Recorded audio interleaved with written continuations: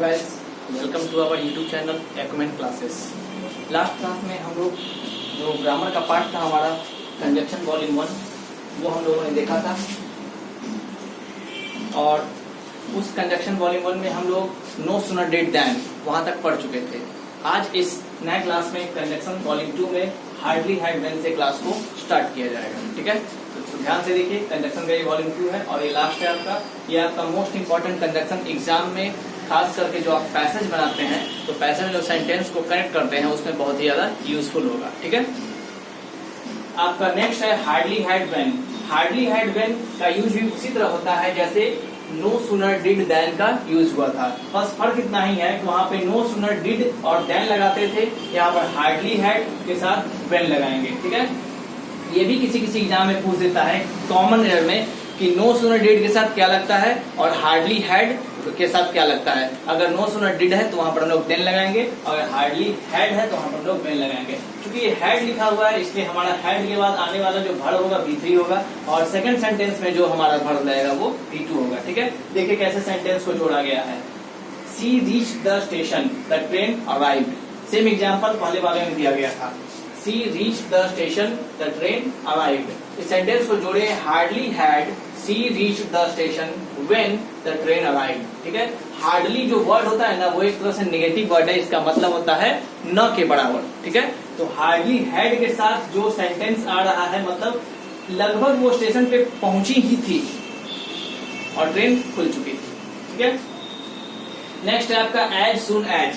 As soon as का मतलब होता है जैसे ही। ठीक है, जैसे ही मतलब होता है कि जैसे मान दो सेंटेंस को जोड़ना है तो एक के बाद लगातार दूसरा काम होता है, तो कहते हैं जैसे ही मैंने ये किया वो हो गया। तो वैसे सेंटेंस के लिए एज सुन एज का यूज किया जाता है। ठीक है, he reach the here, she went to market.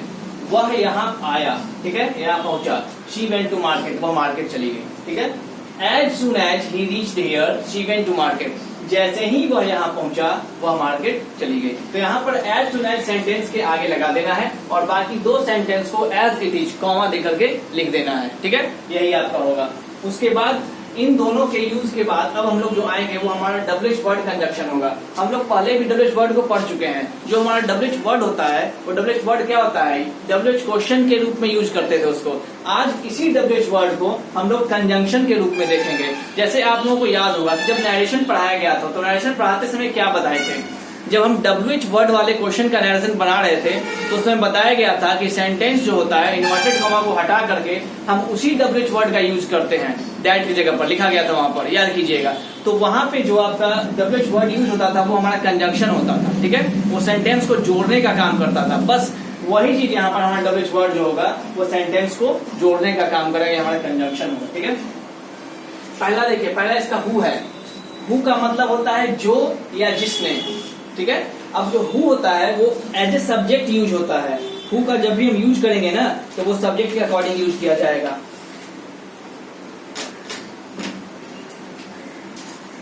इसका अर्थ होता है जो या जिसने। I saw a women, she war a red sari. मैंने एक औरत देखा, उसने रेड साड़ी पहनी। ठीक है, I saw a women who war a red sari. तो ये जो हु है ये हमारा कंजंक्शन है जो सेंटेंस को जोड़ने का काम कर रहा है, और ये जो हु है वो सब्जेक्ट सी के जगह पर आया है। ठीक है, ध्यान से देखिएगा, हु का यूज जो है वो सब्जेक्ट सी के लिए हुआ है। ठीक है, इसलिए यहाँ पर सेंटेंस हमारा बनेगा I saw a women who war a red sari. ठीक है, मैंने एक औरत को देखा जिसने रेड साड़ी पहनी हुई थी। तो यहाँ पर जो जिसने वर्ड आया या जो वर्ड आया उसके लिए हमारा हु रहेगा। ठीक है, इस तरह का और भी बहुत सा एग्जाम्पल आप देख सकते हैं। सेकेंड नंबर आपका है हूम। इसका पीडीएफ फॉर्मेट आपको मिल जाएगा, डिस्क्रिप्शन बॉक्स में उसका लिंक दे दिया जाएगा, आप वहां से डाउनलोड कर लीजिएगा। 2 पेज का पीडीएफ है और इसको अपने नोट्स में लिख लीजिएगा। ठीक है, इसके बाद आपका सेकंड हूम। हूम का मतलब होता है जिसे या जिसको। ठीक है, जैसे हु का यूज हुआ है एज ए सब्जेक्ट वैसे ही हूम का यूज होता है एज ए ऑब्जेक्ट। ठीक है, यहाँ पर एग्जाम्पल समझने की कोशिश कीजिए। This is the girl, the teacher punished her. This is the girl, यह वही लड़की है, द टीचर पनिश्ड हर, जिसे टीचर ने पनिश किया। ठीक है, यहाँ पर जो है ये गर्ल है, गर्ल क्या ऑब्जेक्ट हो गया, और इसी ऑब्जेक्ट को क्या टीचर क्या पनिश कर रही है। तो इसके लिए जो वर्ड आएगा ना वो होगा whom। This is the girl whom the teacher punished. यह वही गर्ल है जिसे टीचर ने पनिश किया। तो जो जिसे वर्ड है इसके लिए आपका क्या आया है, whom आया है। सेंटेंस को समझने की कोशिश कीजिए। यहाँ पर जो सेंटेंस को जोड़ा गया वो who नेक्स्ट सेंटेंस के सब्जेक्ट के लिए था, और यहाँ पर जो whom जोड़ा गया वो प्रीवियस सेंटेंस के ऑब्जेक्ट के लिए हुआ है। इसलिए याद रखिएगा कि who का यूज जो होता है वो एज ए कंजंक्शन सब्जेक्ट के रूप में किया जाता है, और whom का यूज जो होता है वो एज ए कंजंक्शन ऑब्जेक्ट के रूप में यूज किया जाता है। ठीक है, चलिए नेक्स्ट आइए। नेक्स्ट है आपका हुज। हुज का मतलब होता है जिसका। जैसे हम लोग पढ़ते हैं पॉसेसिव केस। पॉसेसिव केस का मतलब होता है जिस पर अपना मालिकाना हक जताते हो। जैसे हमारा माई हो गया, योर हो गया, आवर हो गया, डियर हो गया, हिज हो गया, हर हो गया। ये जब पॉसेसिव केस होता है उसका यूज जब सेंटेंस में होता है तो उसके लिए हम लोग कंजंक्शन के रूप में हुज का यूज करते हैं। ठीक है, एग्जाम्पल समझिए। दिस इज द गर्ल, यह वही लड़की है। हर पर्स वॉज स्टोलन, जिसका पर्स चोरी हुआ। ठीक है, यह वही लड़की है जिसका पर्स चोरी हुआ था। तो यहाँ पर जो ये हर आ रहा है, ये जो हर वर्ड के लिए ही हम लोग हुज का यूज करेंगे, और हर को हटा करके हुज लगा करके सेंटेंस को जोड़ दिया जाएगा। This is the girl whose purse was stolen. ठीक है, यह वही लड़की है जिसका पर्स चोरी हुआ था। ठीक है, नेक्स्ट आइए। नेक्स्ट है आपका विच। विच का मतलब होता है जिसे या जो कि। लेकिन ये जो जिसे यहाँ पर देखिए, whom का मतलब भी जिसे हो रहा था और विच का मतलब भी जिसे हो रहा है, लेकिन ये जो विच का मतलब जिसे हो रहा है ना, ये नॉन लिविंग थिंग के लिए है, लिविंग थिंग के लिए नहीं है। यहाँ पर जहां भी नॉन लिविंग थिंग होगा वहां पर हम लोग विच का यूज करेंगे, लिविंग थिंग में हम लोग विच का यूज नहीं करेंगे। ठीक है, एग्जाम्पल देखिए। ही लिव्स एट जयपुर, वह जयपुर में रहता है। Jaipur is a beautiful city, Jaipur एक सुंदर शहर है। यहाँ पर बनाया इसको, He lives at Jaipur, which is a beautiful city. वह जयपुर में रहता है जो कि एक सुंदर शहर है। आई बात समझ में? तो यहाँ पर जो विच का यूज हुआ है वो किसके लिए हुआ है, जयपुर के लिए हुआ है। यहाँ पर इट दैट कुछ भी लिखा रहेगा ना, उसके जगह पर विच का यूज करना है। या फिर यहाँ पर दो ही चीज रहता है, या तो आपका इट या दैट लिखा रहेगा, या फिर आपका वही नाउन रिपीट किया रहेगा जो आपके प्रीवियस सेंटेंस में हो। जैसे यहाँ पर क्या लिखा हुआ है, ही लिव्स एट जयपुर, वह जयपुर में रहता है। Jaipur is a beautiful city, Jaipur एक सुंदर शहर है। तो यहाँ पर जयपुर जो है वो नाउन हमारा ये रिपीटेड है, यहाँ पर दोनों में रिपीटेड है। देखिए सेंटेंस में एंड हुआ, यहाँ पर सेंटेंस का स्टार्ट हुआ है, तो इसी के लिए विच आ गया। इसके जगह पर इट या दैट भी रह सकता है, उसको इट दैट को हटा करके हम लोग विच का यूज करेंगे। ठीक है,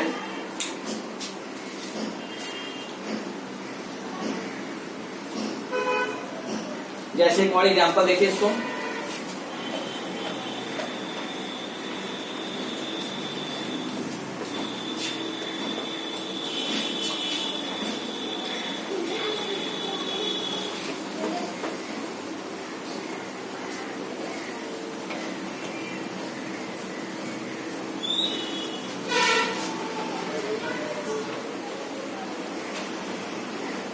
जब आप लोग पैसेज बनाओगे वहां पर जब सेंटेंस को कनेक्ट करना होगा तो कंजंक्शन बहुत ही ज्यादा यूजफुल होगा। ठीक है, इसलिए अच्छे से इसको पढ़िएगा।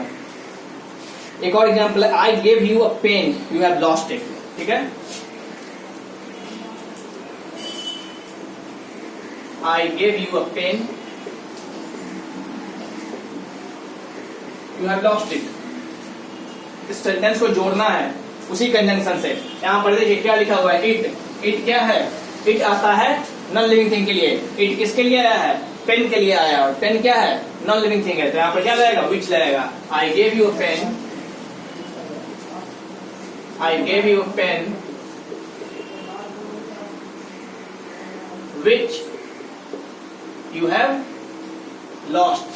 अब उस इट को दोबारा नहीं लिखेंगे क्योंकि इट के ऊपर क्या लिखा गया है, विच लिखा गया है। ठीक है, तो इस तरह से इट दैट या फिर वही नाउन अगर रिपीटेड हो वहां पर लोग विच का यूज कर सकते हैं। ठीक,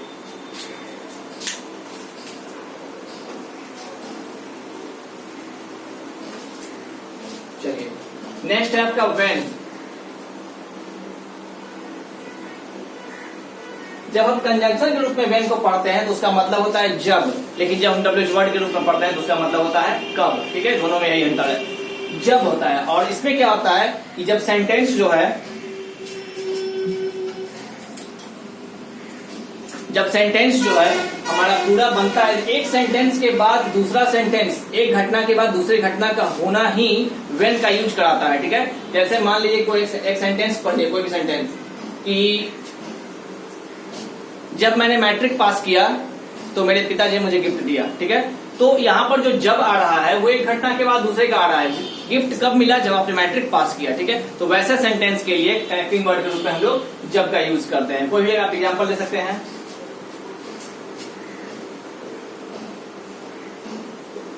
I passed my matric.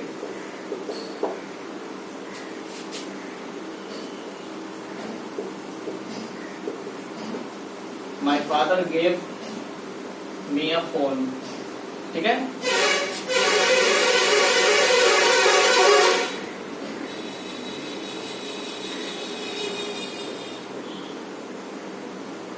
ये सेंटेंस ऐसे बनेगा, My father gave me a phone when I passed my matric. ठीक है। My father gave me a phone, मेरे पिता ने एक फोन दिया when I passed my matric, जब मैंने मैट्रिक पास किया। ये जब क्या है? उस घटना को दिखा रहा है, दोनों घटना जो आगे पीछे एक साथ हुई है, ठीक है। यहाँ पर हम लोग when का यूज करेंगे। दूसरा आपका है छठा नंबर where। where का मतलब अगर हम WH वर्ड में जाते हैं तो होता है कहाँ, ठीक है। जैसे where do you live, कहाँ रहते हो। लेकिन where का मतलब कंजंक्शन रूप में होता है जहां, ठीक है। अगर जहां वर्ड आता है ना, उसके लिए भी हम लोग where का यूज करते हैं, ठीक है। वो कंजंक्शन हमारा कहलाता है, वो सेंटेंस को जोड़ने के काम में उसका यूज होता है, ठीक है। जैसे कहाँ का जब यूज किया जाता है तो किसी न किसी स्थान का बोध होता है। जैसे तुम कहाँ रहते हो, मैं दिल्ली में रहता हूँ, ठीक है। तो वही जो स्थान का बोध होता है ना, उसके लिए हम लोग वेयर का यूज करते हैं कंजंक्शन रूप में, उसका मतलब होता है जहां, ठीक है। जैसे तुम जहां रहते हो तो उसके लिए वेयर आ जाएगा, समझ बात को ना। एग्जाम्पल देख के मिल जाएगा, this is the house I live there for 3 years। This is the house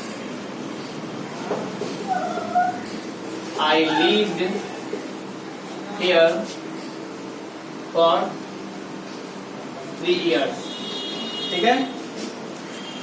अब सेंटेंस यही रहेगा हमारा, सिर्फ बीच में वेयर लग जाएगा। This is the house where I lived, ये वर्ड हमारा वहां से हट जाएगा, ठीक है। This is the house where I lived for 3 years। यह वही घर है जहां मैं 3 वर्षों से रहता आ रहा था।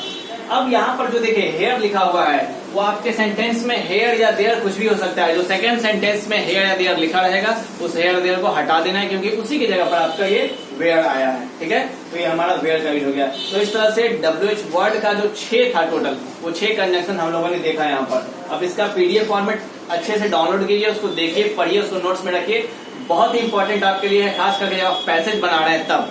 पैसेज बनाते समय बीच में जहां भी आपको सेंटेंस कनेक्ट करने के लिए आएगा, इन सब चीज का यूज होगा। कहां पर हमको एज सुना एज लगाना है, कहां पर नो सुना डिड डैन लगाना है, कहां पर हार्डली हैड व्हेन लगाना है, कहां पर WH वर्ड कंजंक्शन का यूज करना है। इन सब चीजों को बारीकी से पढ़िए और उसको समझने की कोशिश कीजिए। जितना ज्यादा पैसेज प्रैक्टिस होगा, उतना ही ज्यादा आपको इससे फायदा मिलेगा, ठीक है। Thank you.